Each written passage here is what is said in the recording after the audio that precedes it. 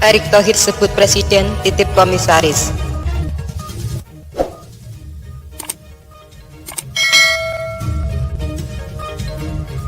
Sekjen Pena 98, Adiana Pitupulu, mengaku kaget luar biasa saat mendengar pernyataan Menteri BUMN Erick Thohir. Mendengar talkshow Erick Thohir dan Karni Ilyas di salah satu channel YouTube terbaru membuat saya kaget luar biasa dan mengelus dada berkali-kali.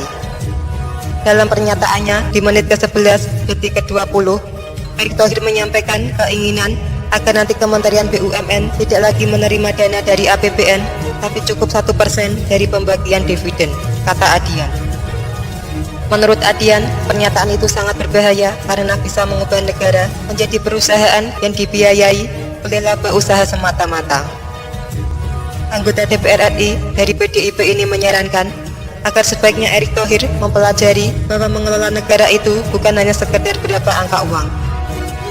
Dalam mengelola negara, kata Adian, ada mekanisme konstitusi dan kontrol melalui parlemen, sehingga penentuan anggaran kementerian juga harus persetujuan DPR dan pemerintah, bukan main asal ambil 1% laba BUMN.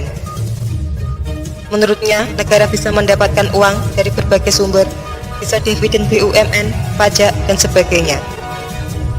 Di sisi lain, lanjut Adian, pernyataan Erick Thohir menunjukkan bahwa Menteri BUMN benar-benar tidak memahami apa itu APBN yang diatur dalam konstitusi, tidak mengerti tentang tata kelola negara dan BUMN sebagai badan usaha milik negara, bukan negara milik badan usaha. Saya tidak tahu apa maksud dari pernyataan Erick Thohir. Apakah pernyataannya lahir dari ketidakmengertian atau dari kesombongan sebagai menteri yang mengelola aset terbesar? Tetus Adian. Adian juga mengkritisi pernyataan Erick Thohir pada menit ke-34 detik ke-30. Erick Thohir mengatakan Presiden menitip komisaris di BUMN. Itu membuat saya cukup terganggu ketika Erick Thohir mengatakan bahwa Presiden juga titip komisaris. Saya berharap maksud Erick Thohir bukanlah Presiden menitip, tapi memerintahkan untuk menempatkan, imbuh Adian. Menurut Adian, kata menitip dan memerintahkan adalah dua hal yang sangat berbeda. Kata menitip menempatkan Presiden sebagai pemohon dan Erick Thohir sebagai penentu. Melalui pernyataannya itu, Erick Thohir menempatkan dirinya seolah berada di atas Presiden, atau dengan kata lain, Presidenlah yang menjadi pembantu dan Erick yang menjadi Presiden, ucap Adian. Adian mempertanyakan maksud dan tujuan dari pernyataan Erick Thohir. Ia menduga ucapan itu ekspresi spontan dari imajinasi terpendam untuk menjadi Capres 2024.